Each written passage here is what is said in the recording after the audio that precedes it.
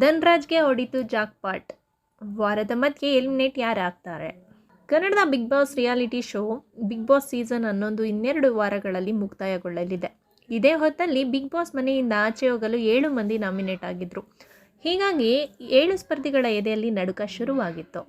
ನಾಮಿನೇಷನ್ನಿಂದ ಪಾರಾಗಲು big boss ಸ್ಪರ್ಧಿಗಳಿಗೆ ಕಾಲಕಾಲಕ್ಕೆ task ನೀಡ್ತಿದ್ರು. Big boss ಕೊಟ್ಟ ಟಾಸ್ಕ್ನಲ್ಲಿ ಯಾರು ಗೆಲ್ತಾರೋ ಅವರು ಈ ವಾರದ ನಾಮಿನೇಷನ್ನಿಂದ ಪಾರಾಗಲಿದ್ದಾರೆ ಎಂದು ಘೋಷಿಸಿದ್ದರು.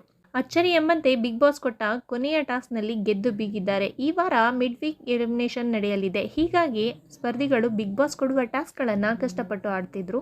ನಿನ್ನೆಯ ಸಂಚಿಕೆಯಲ್ಲಿ ಧನ್ರಾಜ್ ಬಿಗ್ ಬಾಸ್ ಕೊಟ್ಟ ಟಾಸ್ಕ್ ಒಂದರಲ್ಲಿ ವಿನ್ ಆಗಿದ್ದಾರೆ. ಕೊನೆಯ ಟಾಸ್ಕ್ನಲ್ಲೂ ಗೆದ್ದುಕೊಂಡ ಧನ್ರಾಜ್ಗೆ ಬಿಗ್ ಬಾಸ್ 100 ಅಂಕಗಳನ್ನು ಕೊಟ್ಟಿದ್ರು.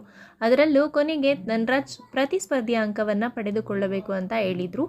ಆಗ ಧನ್ರಾಜ್ ಭವ್ಯ ಗೌಡ ಅಂಕವನ್ನು ಪಡೆದುಕೊಂಡಿದ್ರು.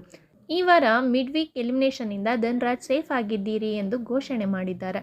ಮಿಡ್ ವೀಕ್ ನಾಮಿನೇಷನ್ ಸೀಟ್ನಲ್ಲಿ ಭವ್ಯ ಗೌಡ, ತ್ರಿವಿಕ್ರಮ್, ಮಂಜಣ್ಣ, ರಜತ್, ಮೋಕ್ಷಿತಾ ಹಾಗೂ ಗೌತಮಿ ಇದ್ದಾರೆ. ಸ್ಟ್ರಾಂಗ್ 6 ಸ್ಪರ್ಧಿಗಳಲ್ಲಿ ಯಾರು ಬಿಗ್ ಬಾಸ್ ಮನೆಯಿಂದ ಮಿಡ್ ವೀಕ್ ಎಲಿಮಿನೇಷನ್ ಆಗಲಿದ್ದಾರೆ ಎಂದು ಕಾದು ನೋಡಬೇಕಾಗಿದೆ.